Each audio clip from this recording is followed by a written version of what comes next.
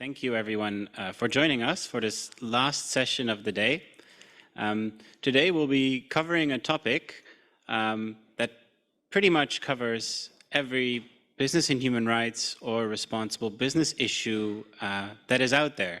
It is really trying also to connect many of the things that we have discussed during the forum so far, as well as some of the discussions and the deliberations which we'll be having over the next couple of days tomorrow. So thank you everyone for joining the session entitled Citizens and Consumers, the Missing Link. And I will explain what exactly we mean with this missing link in a bit. But before we do so, I would like to introduce you to our panel. I'm very honored to count the following three people among this panel. First of all, on my left, we have Sumi Dhanarajan. She is the Associate Director, Asia Pacific for Forum for the Future. Forum for the Future is a think tank working in partnership with business, governments, and civil society to accelerate the shift towards a sustainable future. Also on my left, we have Stefania Perna, and she is a project manager for the Thomson Reuters Foundation. The Thomson Reuters Foundation is the corporate foundation of Thomson Reuters, which is the global news and information services company, which we all know. TRF works to advance media freedom, foster more inclusive economies, and promote human rights. And finally, and certainly last but not least, on my right, we have Shubho Roy. He is the founder and chair of BIAS, which stands for Behavioral Insights, Architecture, and Strategy. And it is a behavioral science consultancy firm. It is a collaboration between academia, the private sector, and policymakers. And they pioneer behavior change by rewiring human biases which impact decision-making. So we have a very diverse panel here today. And I would briefly like to elaborate the purpose of this session. So most of us by now in this room are familiar with the UNGPs, the UN Guiding Principles on Business and Human Rights. The UNGPs outline the duty of states to protect human rights and the responsibility of businesses, the duty of states to protect human rights and the responsibility of businesses to respect human rights. Now, a lot of efforts on business and human rights, BHR, have focused on top-down approaches. That is, policy and legislative initiatives by states and human rights due diligence by companies, often still multinational corporations. Now, the architect of the UNGPs, the late John Ruggie, argued that the failure of businesses to meet their responsibility to respect human rights can subject them to the courts of public opinion.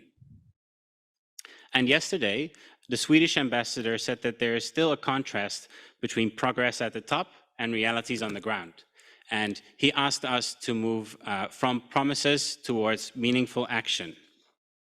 Now, throughout the forum, we have also heard strong voices from civil society who are calling upon states and businesses to take meaningful action on business and human rights.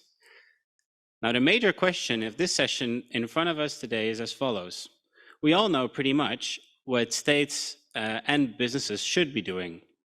However, what role do citizens and consumers play in pushing states and businesses when they conceive their actions as insufficient? Without further ado, let us get into the questions. So first of all, I would like to turn to Sumi. Sumi, throughout your engagements with UNDP, between UNDP and the Forum of the Future, we have really benefited from your thought leadership. And I was wondering whether you could set the scene for our discussion today. So what I would like to ask you, what is the relationship between business and human rights or responsible business on the one hand and social movements on the other? So the relationship between business, human rights, and social movements. And what is the role of consumers and citizens in promoting greater business respect for human rights? Thank you. The floor is yours. Thank you, Kevin. Flattery will get you nowhere. Thank you for having me here, and thank you for actually ending today with this. It's a meta question, but it's certainly a very, very important one, and for me, a foundational one as we consider the future of the business and human rights movement, if indeed you can call us a movement. And I think that is I ask that as a question rather than making that a statement. So it's maybe something that you'd want to hold in your minds as we go forward with today's discussion. Are we a movement, and what makes us one? And if we are not, should we be aspiring to be one? And what would it mean to be one? But having made my point of view there, let me do the job and answer Kevin's question by first starting with perhaps, and this is maybe the wannabe academic at heart. Let's just frame up, what is a social movement, or how do we define a social movement? And then look at what its role has been in my opinion, being the genesis of the business and human rights field. So, social movements tend to emerge when there is some sort of grievance or dissatisfaction or concern or anger even about something that is happening, which seems unfair, inequitable, dangerous to us as a society, and where the movement sees there's a need to redress it or to ensure that there's some kind of resistance towards what's going on. So that's the first thing. Comes out of something, the need to act. Secondly, social movements tend to be collective enterprises, and that's important. They're collective enterprises. There is no such thing as a movement of one, and there usually it has to be a movement of many thousands. And I think at some point, Kevin, you want to discuss the point around what creates that tipping point for change, and collective action is one of them. So secondly, it's collective. Thirdly, it's where the individuals and the organizations that are part of that movement feel bound by a shared worldview, a common purpose, a belief on what society should be. And that's what's bringing them together. You might want to refer to that almost like a shared ideology, if you like. And that tends to underpin any social movement that's emerging, particularly shared ideology. And then fourthly, and this is important in the context of what we're seeing in terms of new social movements that are coming about in the digital era, social movements engage in sustained, continuous action to bring about that change. They're not kind of quick, happen over a matter of days and then it goes away. Sometimes it may seem that in the moments where they erupt, but they're usually predicated on a long history of that movement. Just think about modern slavery. All right, and I probably need to go a bit faster on this. Social movements tend to provide the organizational and governance structure for activists to be able to formulate plans and coordinate action. Social movements frame the concerns and frame the solutions. They shape how we interpret the problems and the solutions. And this is important. We see what needs to be done because social movements create a kind of a frame for how we see action needs to be taken, and importantly, why action needs to be taken. So to come to your question, in relation to the business and human rights field, social movements have been critical to defining the relationship between business and human rights and saying why we should care when business operates with extractive, exploitative models. What has it done to us, not as individuals, but what is it doing to us as a society to have these kinds of models exist in our economy? And when this goes unchallenged, what are the implications of that? Social movements have been important, therefore, in enabling the business and human rights field to grow because they have shaped the organizational field within which business operate.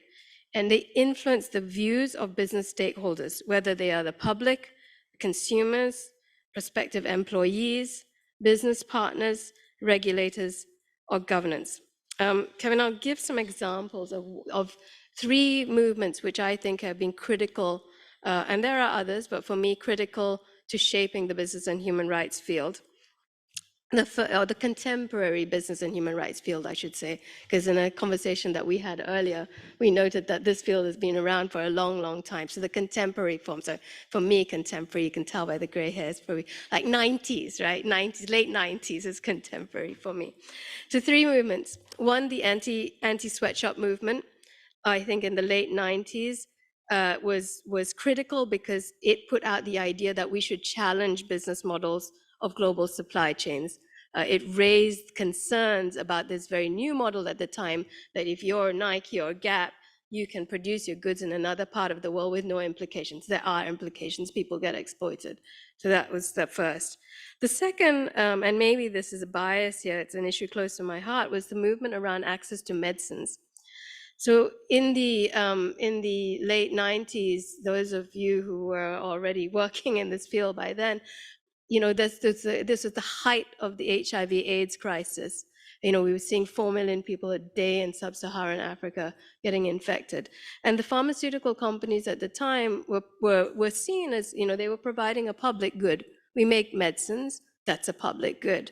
But what that movement did was to say, that's not enough. You have a core responsibility, not just to make medicines, but to make sure that they're accessible and they're affordable. And that was not what we were seeing at that point in time. So it shifted the idea. It's not enough just to make the goods. And this is relevant to the renewable energy sector now, right? Not enough that renewable energy is a public good. It is, and we need to accelerate it, but we should do it in a way that's ecologically safe and socially just. And the third movement is the extractive, the one that took action against the extractive industry. You know, Shell in Nigeria being a critical one back in the 90s, because that raised for us, I think, a fundamental tenet of the business and human rights field today, which is around free, prior, and informed consent being very important.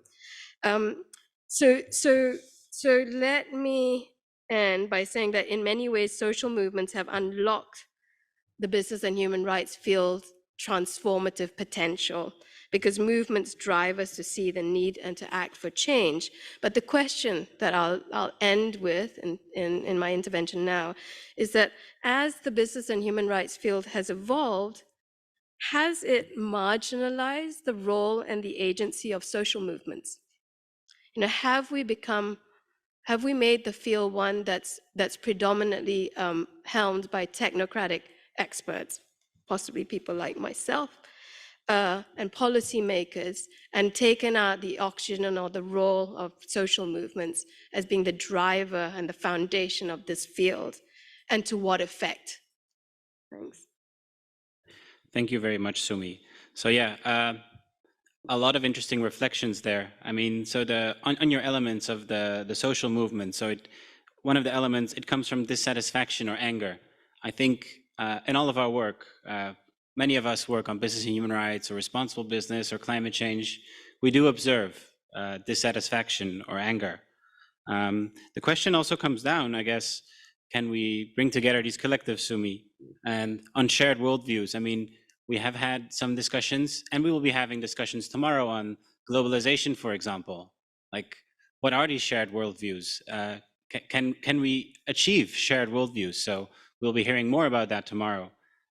And sustained, continued action. So how can we achieve that? And as you were asking, are some of the policymakers here in the room, people working for companies, for states, for the UN, perhaps for civil society organizations, are we operating in a silo, and how do we break those silos? So thank you very much, Sumi, for setting that scene. I think that really sets us up for the rest of the session. So Sisvania, I would now like to turn to you.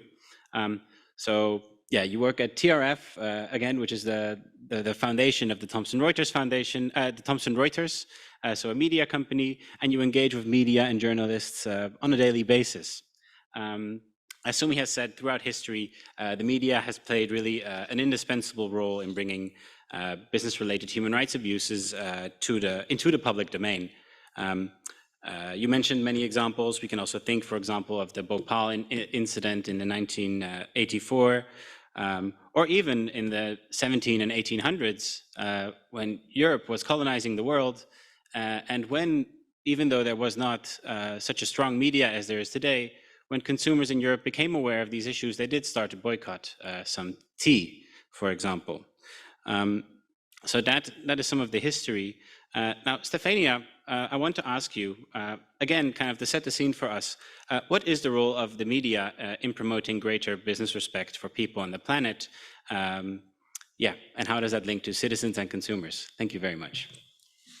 Thank you very much, Kevin, and let me thank you also for inviting us to this panel. It's a pleasure being here, and it's a pleasure sharing the panel with such renowned friends and speakers. So my name is Stefania, and I'm a project manager, as Kevin has said, at the Thompson Reuters Foundation. So Kevin has before just mentioned and touched upon the three main work areas on which we focus, but let me repeat them. So the Thompson Reuters Foundation works to foster inclusive economies, to promote human rights through our pro bono legal support, but also, of course, we focus a lot on media freedom.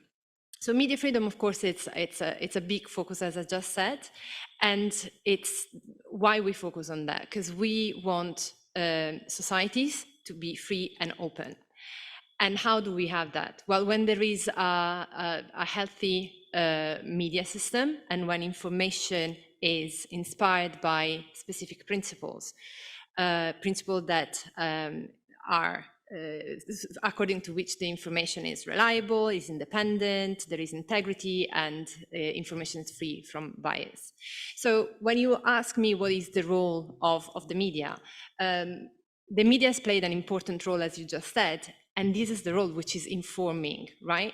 So, and informing is what media should do, and there is no doubt about it. It's more a question, how can we ensure that the information is received by the public and is perceived according to the principle to which information should aspire to? So unbiased, reliable, independent, and founded on integrity. So this is what we aim, right? So information should really be inspired by this principle, but if we look at reality, we see a reality which is quite different, definitely complex and multifaceted. So if we look at media organization, we have some media that actually report and provide an information that is aspires and is independent, reliable, unbiased, and based on integrity. However, we can also see that in many cases, information is not just relied to focus on news. It's also an adds-on. It's complemented by opinion pieces, and opinion pieces sometimes are used and captured, and this is where we have disinformation. So this is a global trend, and it's not just focused on Thailand, it's not just focused on any specific countries. But if we want to look at what the Thai media ecosystem, if we want, looks like, we can see, and a report that has been published just recently by the Reuters Institute for the Study of Journalism. What has revealed is the way in which Thai information is perceived is often characterized by sensationalism. What it means that information or issues are reported only where something that cannot be ignored is there. And also, it kind of is perceived with a negative tone. Before entering and start working in Thailand, so we're currently developing, implementing a project here in Thailand and in other countries, which focuses on strengthening the capacities of journalists, independent, and in newsrooms on how they can report specifically on issues related to modern slavery, to forced labor, and human trafficking. So the way in which, before entering and before really shaping and contextualize our training, we've also looked at the Thai media ecosystem and how it is perceived when we look at modern slavery and human trafficking. And those two like global trends that I've just mentioned before have been depicted also at the national level. The way in which the public perceives foreigners, migrant workers. So we've heard about aliens, like migrant workers being depicted as aliens, and and this comes also through the news and the effect that is has had on the public is a sort of disattachment, mistrust, and a relationship which is not for the audience to rely as it used to be on the media to provide reliable information. So there is a problem there. There is a problem that needs to be addressed, and this is where we enter, and this is how we focus our work with journalists in Thailand. So and in other countries actually. And in order to improve that reporting that I said before, and going back to your question, so how can the media play a role that actually provide a call to action for the public to actually request from the bottom up accountability for actors to actually implement responsible business practice? Well, we think that by including into our trainings and the way in which we relate to journalists one specific journalism technique, which is called solution journalism, we are able to shift the focus from a news, which is often reported as a sensational and possibly with a negative tone, depicting it in a constructive way. I mean, Sumi, you also mentioned before, and it's kind of a buzzword, not solution. We need to look for solutions. And solution journalism is a technique that does exactly this. And why is it so powerful? Because it's still founded on rigorous reporting. And it's a kind of a two-tiers approach, right? So we still investigate and find the issue, but in order to report on the issue, we look at what actors that are working to address these issues, what is that they are doing. And so by reporting from a solution perspective, so by reporting on what civil society are doing, what are the solutions and the initiative that they have available, we're able to identify not just a path towards what is left to be done. So by learning on the successes and the failures of what main actors are doing, we are able to identify what is the missing link, who else do we need to bring into the picture, and how can we identifying a call to action for social movement and the general public to actually request those changes that are needed from a bottom-up perspective. So this is very much one of the techniques. I'm not saying that this is a fit-for-all solution. I'm saying that what we've witnessed by using this technique is a different engagement, and it's a solution that complements investigative journalism and what has so far contributed to bring important issues to the attention of the public. So to sum up, media really need to keep on informing. There is a level and a quality of information that needs to be respected, and there are not magic spells, but definitely guidelines. And what we witnessed is solution journalism, so presenting an issue from a solution perspective can really create a constructive approach and bring together, again, the audience and the media. Thank you. Thank you so much, Stefania. I would like to come back to you later about how this relates to other stakeholders, if that's okay. And we turn to Shubho now. So Shubho, completely different topic, what we'll be talking about now, but certainly related. So just as a bit of background for everyone, Shubho and his firm and UNDP have been working to map the knowledge, attitudes, and practices of Asian youth on responsible consumption. That is, a consumption where youth buy products that are made with respect for human rights and without environmental impacts, or least environmental impacts as possible. Now, Shubho, we've been looking at whether young people think these kind of purchasing practices are important, and whether those attitudes translate into people using their money to purchase such products. We've heard a lot about the roles, the potential roles of citizens. Still, based on the findings of your research, why do we still have a gap among youth and consumers, despite various awareness raising and advocacy initiatives? And what is the perspective of behavioral science on this? Am I audible? Yeah, thank you. I think this was the first time that I heard the word that citizen and consumers are two different animals. To be honest, in our behavioral science perspective, the consumer is a citizen, and every citizen tends to be a consumer. However, they tend to behave very differently, as I'll show you in a minute's time. All of you need to answer one simple question. Do you think that you are a smart buyer? That's it. Raise your hand if you think you're a smart buyer. Yeah. Do you think you are a responsible citizen? Yeah, many more hands, as I was expecting. Yeah. Yes. Now, how many of you would like to raise both hands at the same time? That when you are trying to buy, and the last time you visited the shopping mall, or you were searching something online, you were actually putting on the hat of a responsible citizen and trying to assess and do a due diligence on the ethical practices in terms of the environmental practices or the labor practices. Raise your hands if you can do both. You cannot. The reason you can't do is it's almost like asking somebody to ride a cycle and read a book at the same time. The answer lies in different mental models. When you put on the hat of a consumer, you're trained to do three things: look, select, buy. But it's much more complicated than that. You're invariably going to, your parameters of consideration would be the price, good deal, bad deal, is there a bargain, is there a special offer, whether the garment or the accessory or electronics, what we're buying, will suit you or not, and how will others look at it, social signaling.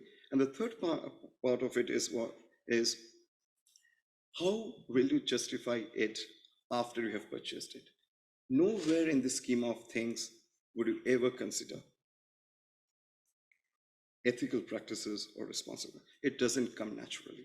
However, the same you, when you will see a topic or a discussion or a social media, as Tiffany was talking about, or a social movement, you will genuinely, and I'm raising this point and I'm being honest about it, you'll genuinely care for it and will raise your voice. The question of the research that we embarked was that for the youth, and imagine we are all educated, more aware about UNGPs and other products, that's why we are here. An average college-going kid, how do you expect them to merge these two roles? So some of the biases that we saw were interesting. First and foremost, when asked what are the information areas or parameters that you consider, and they chose the parameters like any one of you would do: price, discount, schemes available, after sale service, before sale service, the quality of good, the new things, the novelty of the design, and all stuff. Nowhere did they pick up environmental practices. That's not the information they're seeking. And before, I also know the moment I ask you that what would be the remedy, all of you will jump and say more information and create awareness. And I'll talk about that because that's the second bias that we saw. There's a flip side to it. Information, there's plenty of it in this world. There's an information overload today. It is about which information would the brain of the youth pick up and which information is engaging for them. So when people ask me that as a behavioral science, what kind of information works with youth? And I simply say that if it's retweetable and Instagrammable, it's going to work. Anything which makes me get into a cognitive overload in terms of that makes me think, and nobody takes out a spreadsheet, sorry. It's only for conferences like this where we'll deliberate on a point. In reality, things happen like this. You like something, you purchase. You'll think about the model of the car, you'll think about the EMI, you'll think about the loan, you don't think about labor practices. Nobody does that, at least the youth. So that's the second bias. The third one was even more interesting. When you ask them, what is sustainability and do they actually care about it? They'll say yes, but many of you might be skeptical about it and say that, okay, they are just doing lip services because they don't believe in it. The answer is they too. We did what is called an implicit bias tests. It's a psychology-based tests where they can't fool the machine, though there are words which come up and they have to quickly decide. And the results were very optimistic. 90% and more youth feel genuinely for sustainability. Now, this is a classic issue. There's an intent, but it does not result into action. And this intent-action gap is something that we are studying on. Yes. Moving to the last point that I want to make, on the information. We have to be very careful about what kind of information. Because one of the mental associations and the biases that we saw, because that's what we study, was that when you ask them about sustainability, there's a very strong mental association with environment. Kudos. But the point is, it overshadows associations with labor. So when you ask an average youngster, what does responsible consumption mean and how do you connect it with sustainability? Their answer would be, yes, it means reuse, reduce, and recycle. It means that I switch off the air conditioning and I save water. It does not get into consumerism, and it has very weak associations with labor exploitations and even weaker associations with CSR activities of a company. And when you probe further, and our research says that it's interesting why it doesn't happen, because somewhere there's not a logical linkages with how the labor practices at the back end impact my life, how a brand investing in initiatives in a remote village impact my brand, whereas there's still, the media has played a very strong role in having a logical mental model of how environment relates to me. So in environment, I can still easily connect and relate to that. So those are the biases and those are the key findings from it. Thank you. Thank you very much, Shubho. I see you've touched the audience. Okay, so I want to follow up on this. So if you had to wear a producer's hat, so you talked about social issues, how products are produced, what are the working conditions of people, for example. So if you had to wear the producer's hat, the person developing the product, what do you think are his motivations to respect human rights and beyond complying with legal requirements? And it means, like, is there a business case for respecting human rights? There is, and it's a double-edged sword. And before that, I have to tell this, and this is very interesting, and probably will relate to this. When people try to understand why people don't wake up 6 a.m. in the morning and go to a gym, behavioral scientists say why they don't go to bed at 10 a.m. in the night. And before you ask me this question, is there a business case? Let's define businesses. Businesses are made of leaders. Leaders are human beings. The answer, at least to an extent, lies in the motives of an individual. At least in India, the average CEO's tenure is 3.5 years. And if your tenure is 3.5 years and the organization is focused on short-term goal achievements, then, of course, profit maximization is your business case. But the moment you extend this time horizon and you look at companies and said, okay, what about 20 years? Then it makes a perfect business case, because by that time, the social impact or the reputational potential damages have a monetary value that can be assigned to it. Businesses are trained to think of monies because they're, at the end of the day, as I always say, they're in the business of business. So the moment you extend this timeline, then of course, because there are 3 dimensions to it. 1, reputational damages are instant. B, reputational damages lead to monetary losses.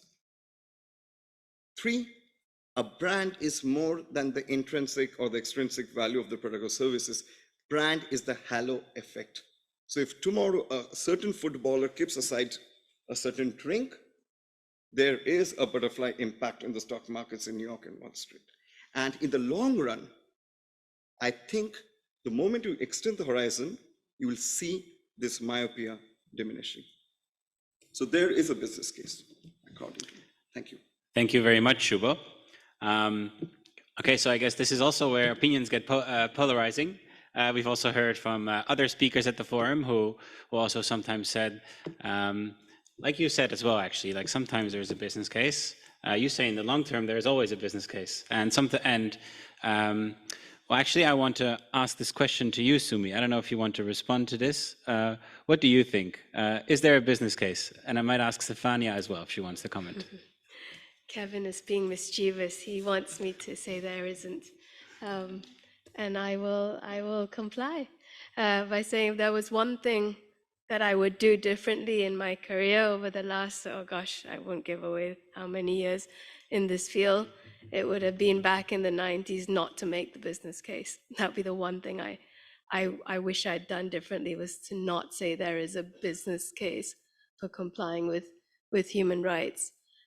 Because what it then set up was a whole path dependency of always having to say, you know, if you comply with human rights, you will ensure that your reputation's intact. You will be able to employ people that you want, that you want to employ, and will want to come and work for you. That you'll make sure that you're going to continue the business case has in my opinion set us on the wrong path, because ultimately this has to be values based, and I think we're seeing it now, right? You know, one of the things that we are working to do is to move from a compliance-led approach to business and human rights to a purpose-led approach by business to meet human rights standards. And I think in that move to being purpose-led, it has to be anchored in values. I just think as long as we are in the current economic model of growth with short-termism, Shubho, you pointed it out in what you just said, right? As long as we are in this model, then there is a business case for extraction and exploitation. There's not really a business case for being socially just and regenerative in your approaches. And so, I guess that's my view on things. And I think one of the things that's perpetuating the current model of profit maximization is actually a lot of the work that we're doing in ESG compliance. I think it actually perpetuates that model rather than actually shifting us onto another path. Would you like to respond? Yes, let me just switch it on.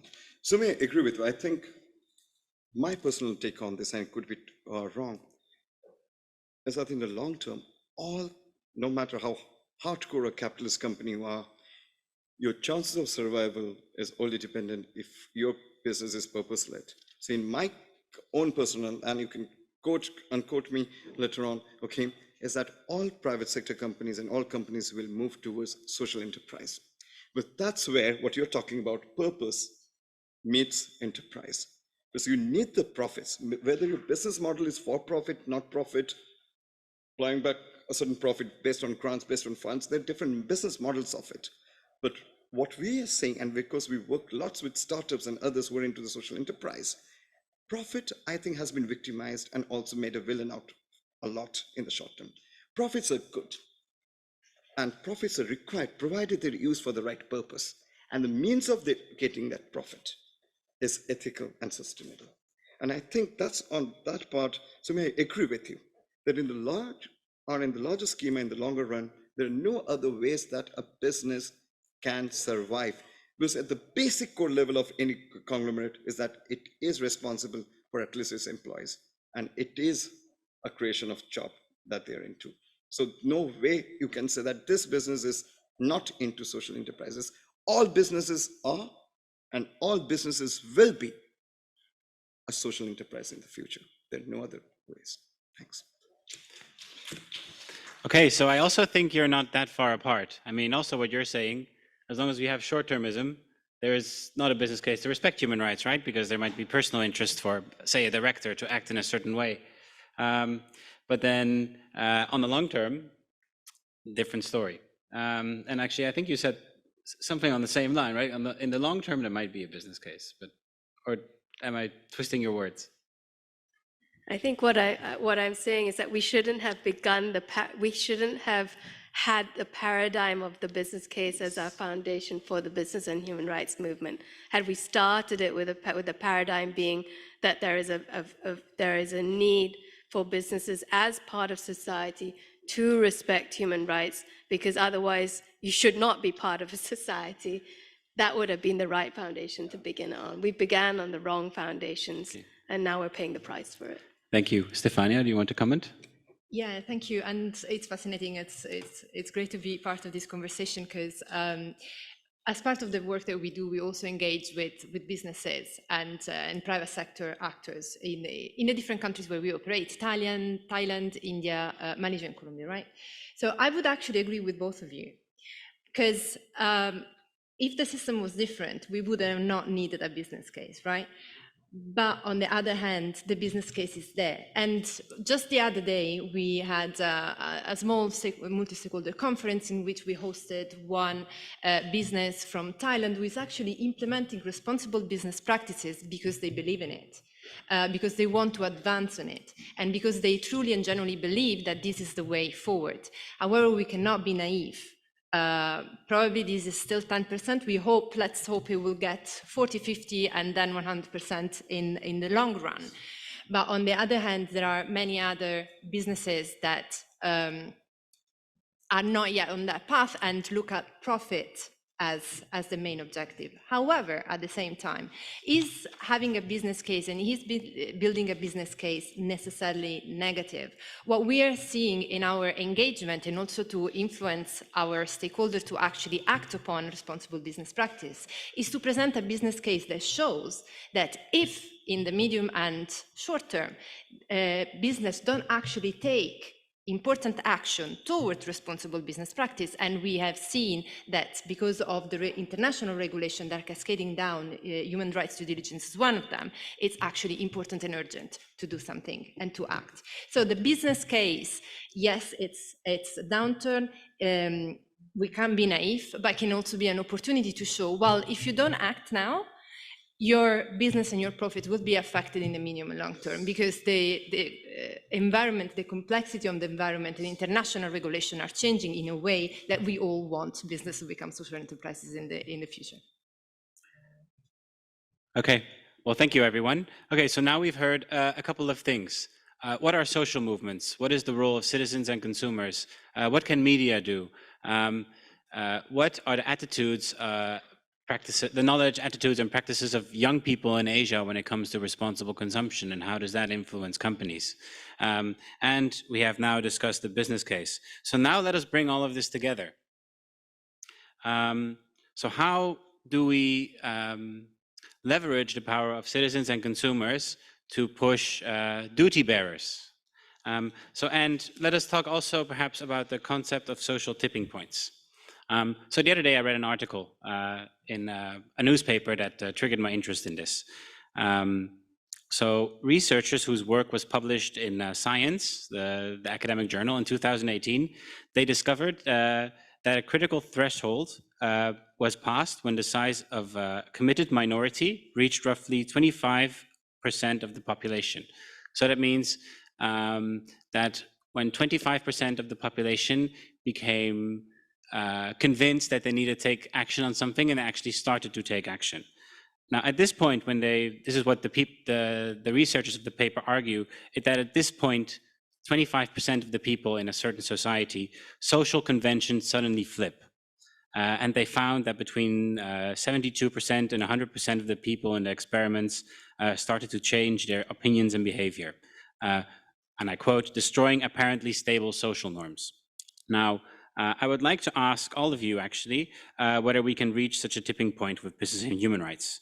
But to answer that question, we first need to establish what defines us as a business and human rights movement. What is the transformative potential of our collective movement, and how can we reach a tipping point that turns citizens and consumers into key drivers for business and human rights? And I would like to start with Sumi, please. It's like Russian roulette, this. Thanks, Kevin. And I'll go back to the question that I ended my first point with, which is, have we marginalized the role and agency of social movements? And if we go that, maybe that is our answer to creating tipping points. But to achieve that tipping point, we need for citizens to feel safe. We need for 25% of the global citizens to feel safe, to be able to raise their concerns and resist certain forms of business practices. And at the moment, we don't have that. In this region, we don't have that. Our civic space is shrinking. So how are even 25% of our citizens going to feel safe to raise concerns about the business practices when there is such a tight lock between businesses and governments? That's the critical challenge, and I think for me it's the critical barrier to be able to reach that tipping point here, the shrinking civic space. However, maybe there are new forms of expressing resistance in this region, and we're seeing it. I mean, Shubha, you've worked with young people. There are new forms of social movements emerging. Question will be whether these social movements are resilient. There's an interesting piece of research that was done to say, whereas the great thing about these new social movements is that they tend to come up very quickly, they tend to have vast numbers, but the shadow side of them is that they also, what the Chinua Achebe say, things fall apart, the center cannot hold. These social movements tend to not have a center where things fall apart because they haven't had the ability to build the organizational space amongst them for leadership to emerge. So, that's a space that we still need to watch in terms of new ways of expressing resistance. I think the other barrier to achieving social tipping points may be that, we're facing future unknowable ecological and social disruptors. We don't know. We really don't know what some of the impacts of climate breakdown will be. I mean, we know in terms of what it's going to mean when we hit 2 degrees, but we really don't know the kind of the full swathe of impacts it will have. And it does then require us as social movements, as citizens and consumers, as agents or actors in these social movements, to be able to behave in agile, adaptive ways. And to keep that. And so that will be the second thing we'd need to do. We need to be able to take far more, we need to be able to build social movements that can work and thrive in conditions of uncertainty, because uncertainties are coming quick and fast, and we can't, our oxygen or energy can't be depleted where we hit something that we're not recognizing and we don't know how to go forward on. And the third thing I think that will enable us to reach these tipping points is to break that lock that's created by this model of growing infinitely. If we can set a new frame of our economy that's to a just and regenerative paradigm, what does it mean? Not to have a sustainable economy, because we know that doesn't work anymore. Sustainable is not enough. We need to regenerate, restore, replenish the earth and its people, because we've just extracted so much that we can't just maintain anymore. If we can reset towards this deep transition towards a just and regenerative economy, then maybe we have a chance. Does anyone want to comment? Somebody from the audience probably, or should I come in? Yeah, the way behavioral scientists look at it is slightly different. It's reciprocity and herd mentality and the social signaling. Human beings are social animals. We want to belong to a group and we want to belong to a purpose. The problem is we're more likely to come together if there's a theme than if it's against a powerful person. So that's why many people would always suggest, and especially women and others are advised, that if you're in a narrow lane and you are being attacked, instead of shouting that save me from this guy, shout fire, fire, fire. Then more people will turn, and then of course you can take care of the perpetrator. So I think one of the areas that we need to research more is that how do they come together? There's not much literature around it, okay? And it's very difficult to generalize 25%, 30%, 10%. Many of the movements, okay, whether it's Arab Spring or even like the farmers' protest or anything, the universities in India. And I'm not passing a judgment on them, just looking at the movement, how do they create? It starts with few people talking about a theme. There's something which triggers more people to join in. And before you know, the media and the social media plays a very strong role. The problem is the momentum, as you're correctly saying. What baffles is the momentum and the purpose. There's a dilution of both. Many people are interviewed often by researchers on the day 4th or day 5th of the movement that do remember the purpose why you're here. And that's where they will simply say the herd mentality that my friends and others asked me to be a part of this movement, so I'm here. But I'm still a little bit more away from the center or the core topic. By the time you reach a substantial chunk, there's further and further dilution of that information and this misinformation. Only information is then centered around the core team which started. And then things start falling apart and then chaos. So this is what we need to be careful about. That how do you manage the information? How do you manage the information disparity and the misinformation so that there's no dilution of either the purpose or this misinformation in terms of the momentum? Thank you. I just add one more point. Yeah. I completely agree that momentum and purpose and not being vulnerable to dilution is a key point. But I will reiterate safety. And in this region, that is critical. If we do not feel safe going out on the streets and standing in front of a shell, then that is going to dissipate a movement very, very quickly. Exactly. That was my starting point, that people are much more comfortable, standing up for a theme. But the moment you ask them to stand up against a power, the power could be an organization, it could be an university, it could be a corporate, it could be a government, okay? Things become different. Yeah, thank you. Okay, so perhaps an intermezzo. Are there any questions from the floor at this stage? Okay, let me turn to the virtual participants in that case. So someone is asking 4 questions, so I'll pick some of these out, and it's about consumers. So I will first turn to Shubho. Okay, so what is your opinion on the divide between consumers being alert and not dependent on price of product to make a value judgment, as compared to those who can't afford such costs and depend on sales? Okay, let me just read. And why don't you ask all the questions so that... Okay, sure. So the divide between consumers being alert and not dependent on price of product to make a value judgment, as compared to those who can't afford such costs. The perennial problem. So if the football becomes $20, do I care about the child labor behind it? Versus if it becomes $100 because it's organized. There's no simple answer to it.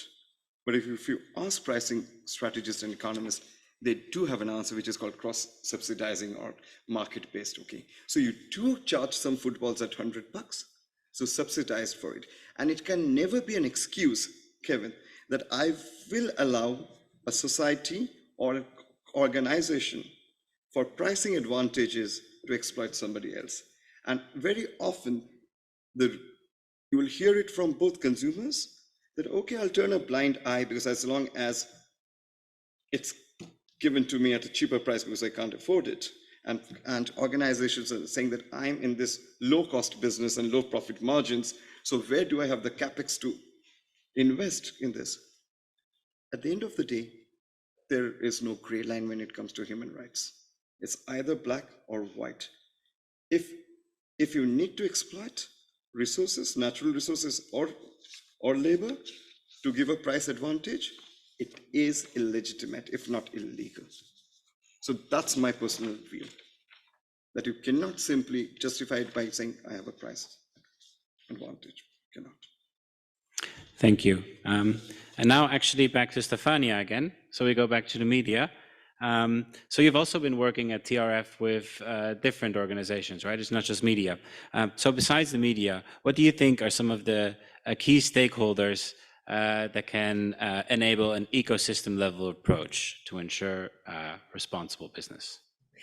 Thanks, Kevin. And it's interesting that this question comes after we talked about like how can social movement be stronger. And one of the points that Roy, you were making is getting together, because one person is weaker than a group. So in our work and in the way in which we relate to the different stakeholders, collaboration, it's at the core of it. And really, as an actor in this field, what what our role is really to facilitate connection and really facilitate the collaboration among these different stakeholders. But stakeholders is quite a generic word, isn't it? And we use it a lot, probably too much sometimes. When we refer, and why I refer to stakeholders, I mean the private sector, the civil society, and of course the media. We covered the media just now, right? But in these among these three stakeholders, civil society is definitely one of the key actors for us, one actor that we engage with, and one actor that we engage with in order to unblock the collaboration with the other stakeholders. So the media, the private sector, and actually I left out one important actor, which is the legal actor, so the lawyers and those who provide legal advice. Why I say this? Because I don't want always to bring back the discussion to what we do, but this is very much the way in which we interact in the different contexts in which we operate with these different stakeholders. So we talked about the media just now, right? And now I'm saying, well, the civil society can unblock the role of the media as well. So there is a connection, there is a need for connection between civil society and the media. And we've looked before at solution journalism as a way in. But that's not just the only one. And the reason why we want media and civil society to come together more closely is because what we've observed is that there has been historically a kind of misunderstanding of what are the roles and the rule of engagement in this relationship. So we have civil society counting on the media, sometimes to work a little bit like as their comms department, right? So we tell you something and you just need to report it because this is what we do and this is what we want to see in the media. But if you remembered, what we just said is that the media needs to be independent, the information that comes across needs to be unbiased, etc., etc. So the role of the media in the relationship with the civil society still need to be independent. Sorry, we've seen how through solution journalism we can still create a connection. But more than anything, what we do is bringing together civil society and the media through journalism training, and specifically what we call dual track. Again, another fancy word, but basically we try to train both civil society in how they communicate with the media, and the media in how to communicate with civil society and grasping the important information to break down those barriers. And by breaking down those barriers, we create, of course, collaboration, we identifying area for potential collaboration, and also we show immediately the benefit of it. What I mean by that. Just a couple of months ago, we had one of these interaction session between the media and journalists. And we were actually quite surprised that it happened so quickly. After a couple of weeks, a journalist contacted us to thank us that we put them in touch with the civil society. Why? Because the civil society organization engaged in a rescue operation of a girl being trafficked at the border of India. And because of that connection that we created, we facilitated, we really didn't create it, but we facilitated, the civil society invited the journalists to join that rescue operation. And as a result of it, the journalists actually came out with a story about it. And this connection allows the journalists to also follow up on that story. And then what we said before, going against sensationalism and creating a narrative that engaged the public in a different way. So this is one of the way, right? So media and civil society. But let's look at the civil society itself and how we relate to them and what we think it's a good way forward also to keep on strengthening and contributing to empower them in the ecosystem. So as a Thompson Reuters Foundation, we have a program which is called Trust Law, and we basically provide pro bono legal support to civil society and social enterprises. This pro bono legal support really look at how we can support these actors when it comes to legal issues. We know the civil society are at risk of end up in legal cases, and with providing them support that help them identifying what is the legal structure under which they operate. We are able to support them and also to provide them with legal research that then they can use for advocacy and campaigning. So we were discussing consumer campaigning, etc. And this is something that we've looked at. So the campaigning, why is it so important? And we've engaged the discussion around campaigning in multi-stakeholders meeting. Because what the campaign does is not just providing an information and raising awareness, what it does is a call to action.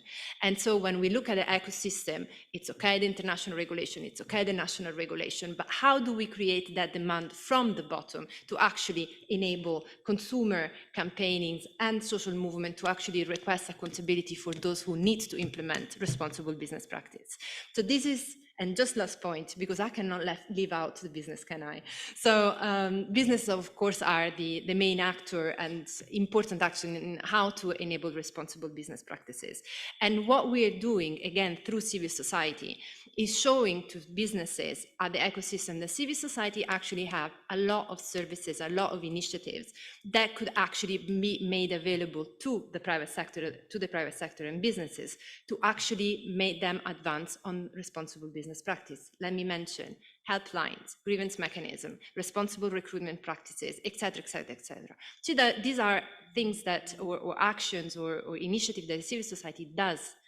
And if businesses, and this is what we're trying to do, embedding these practices developed by civil society into business practices, then it allows businesses to actually promote and advancing on responsible business. I've been waving. I've seen Kevin waving to me because I need to be short, but this is very much so. So the ecosystem, three stakeholders, legal is an important input into this, and this is how we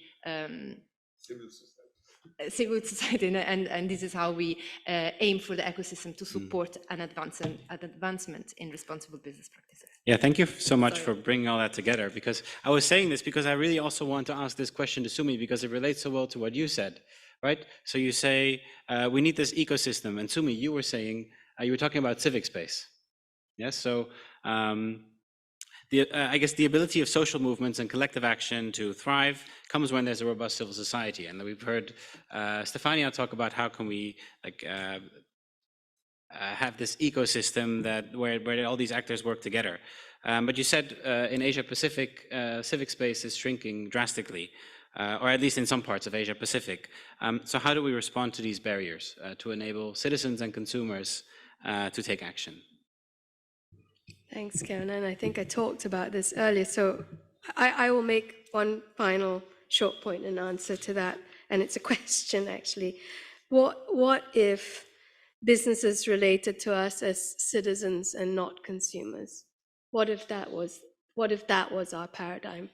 So what if businesses related to us as citizens and not consumers? How would that change things? And I really value the question that came before from the audience around the consumer haves and the consumer have-nots, because much of our discussion today has been premised on the consumer haves, not the consumer have-nots. And the consumer have-nots are the ones that require food, energy, housing, medicines. You have no choice there, and yet you are in a system. So what if we change how businesses related to us and related to us as citizens and not consumers, and in their purpose, in their ownership, in their financing, in their networks, and their governance, this becomes the central tenet by which businesses organize themselves. Thank you, Sumi. I'm looking at my watch. We have 6 minutes left. Okay, please, can you keep your question to 30 seconds, because we only have a little time. Yes, this is a follow-up on what Roy has said regarding the 20 and the 80. So how will it be? How are we going to close the gap of the 60? So now my question is, who will pay for the higher cost of the products that are produced by the responsible business people? Will you pass it again to the consumer at higher cost, or shall the state subsidize it? And then whose duty is it to monitor all of these products that comes into the market? I mean, you had this very good, interesting analogy of the price range. So what do you think? Honestly speaking, there are no answers to it, but there are new business models, and that's where I think, as Sumi have been talking about, as many have been talking about, the pricing paradigm has to be relooked at too. Why do I say there are some innovations taking place? And there was this gentleman named Schumpeter who believed that incremental strategies don't lead to innovation. You need creative disruption. One of the things that I'll talk about is an expensive industry where nobody thought that kind of innovation can be done was cars. How can a car maker reinvent and absorb the costs? A classic question, okay? Will you pass it on, or there would be a role of the state where it will be tax subsidies or rebates, the usual. But at the end of the day, it's circular, isn't it? The government won't pay from its pocket; it will come from the Get it tax. from the consumers. Yeah, Yeah. yeah, it will come back to the consumer. Okay, Yes. yeah. What they did was that they analyzed and said, what are the unnecessary, and that's the power of reputational learning. They did something which is called bulk booking. So in a state, they invested heavily in the community development. And when people in that state wanted to buy cars, there were no intermediary sales costs or advertisement costs involved, because there were at least 50 people or 100, they went together, they said, this is our booking. Businesses have to be really innovative about it. But there's no way can I pass it on, because honestly speaking, if I pass it on, pure economics would say that demand, there would be an impact on demand the moment prices go up. There's no way that the government can subsidize it beyond a certain point. We have to constantly innovate. The innovation could be in the manufacturing. The innovation got to be in the way we do sales and marketing. The innovation got to be in the way we look at HR and financing, IT. And that's why one of the most critical aspects that, or at least my takeout from today, was that business and human rights is seen as a vertical or as a department in big organizations. Whereas if it becomes a culture, it's a much more horizontal. The marketing person has to be sensitized towards business and human rights, because only then can he or she or they can come up with innovative ways of doing it. The supply chain too, the HR, the finance, and there are solutions possible. As I was saying, that there are ways that where we can relook at the cost centers. And because one of the powers of social movements, or one of the powers of doing good, is that the reputational good can also lead to consumer traction. And the consumer traction then removes many of the intermediary costs that today organizations have to bear to get one consumer. So it does give you a competitive advantage, provided we look at really creative and what we call innovative ways of doing it. Thank you. Just to add, normally in the costing structure of any product, the manufacturing cost is probably 20%. The rest are all branding, manufacturing, advertising, and distribution cost. Exactly. So if we can get rid of the media part, advertising, probably we can really lower the cost, and it's doable. Yeah. And again, it brings to the short term versus the long term, isn't it? In the short term, it's easier for me to simply increase my reach, increase my advertising spends. Okay. Whereas all these things take time. And that's why I so agree with Sumi's point that in the long term, businesses have to look at the rising, and I'm honestly, with the rising costs, they do not have an option but to get inventive and innovative about it. There's no, and that's the point that I was talking when I was talking that all businesses will end up becoming social enterprises, because it's the ecosystem which will force them to do so. Thank you. Okay, I'll take one more question from the floor before we close. Yeah, I see a hand there. Thank you so much. So my name is Mackenzie, and I work at the Satsin Graduate Institute of Business of Chulalongkorn University in Bangkok. In recent years, we've shifted our ethos to sustainability through entrepreneurial mindset. And so when we onboard new MBA and EMBA students, we bring them through a purpose-driven skills and values module to imbue the purpose of using business as a vessel through which we can build a better, a smarter, more sustainable and just world. So I want to pose a question to Sumi and to Shubha as well. I know that we talked about social movements in the context of civil society, but have you studied social movements that exist within the context of young professional networks, within even corporate structures? Because we want to galvanize a community of advocates and of leaders that are willing to both stand up against what is wrong and join together in values-based action. So how do we create responsible citizens out of all, including future business leaders? Thank you. Thank you. I love that question, and it's one of my next little bugbears. Absolutely. I think the professions are where we need to look next. And Stefania's organization, TRF, does that with lawyers. I think, each profession, the reason why I say this is because each profession has its own values and logics, which determines how that profession responds to a problem. Architects respond to a problem in a particular way because their discipline tells them that you have to look at it in this way, and understand the problem in this way and have the solutions. Lawyers look at it in a particular way.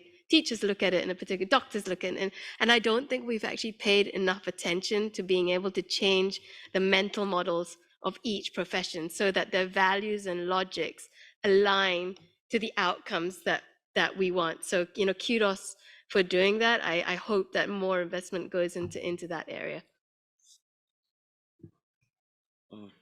Completely agree with you. The problem is, and I'll talk about my own country. There are incubation hubs, there are enough startups, India, unicorns coming up. Every day the media talks about it. The issue is that social enterprises, there's nothing wrong with starting with a dream. The problem is, in a country like India, there are at least 2 million to 10 million different sources, social enterprises. Most of them don't fail, but most of them don't scale. The problem is when you go out for the first seed capital or the Series A. It's very difficult to change the paradigm that Sumi was talking about initially, because the people who are going to invest in your organization to help you scale that impact, okay, they are very profit-centric. And the problem is that our obsession with hockey sticks, you understand, you're from a B school, that how it goes down and the potential growth that we show in terms of consumer base. It's very difficult to show the social impact of what I'm going to do. It's much easier to create fancy spreadsheets to say the number of consumers that I'm going to get and the potential profit and the potential unicorn that this will become in the future.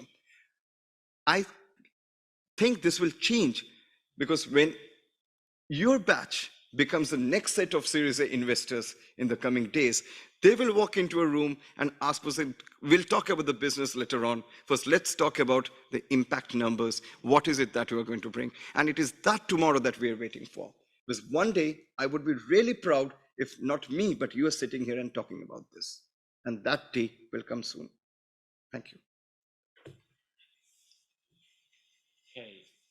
Okay, I think we've reached the end of the session.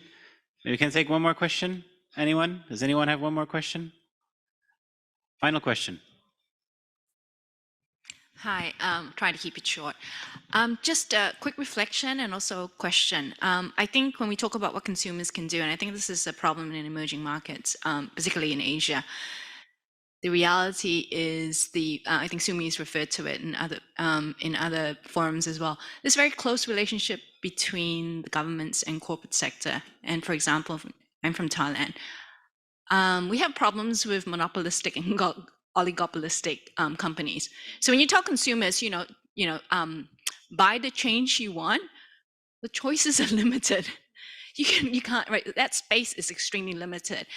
As for the media, Stefania, what I've realized, I work on clean air, right? And now you think, okay, we all breathe to remain alive. In discussions with the media, what the feedback I've gotten is, if it's a news that doesn't move the stock market, we're not interested in covering it, which is sad.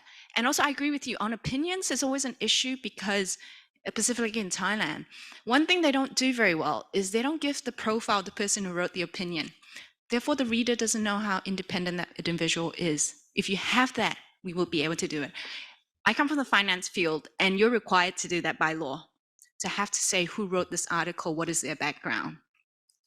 So I guess I wanted to find out from your wealth of experience on the panel, how do you break that impasse? Because civil society space is shrinking, and pushing for change is very limited coming from the consumer side.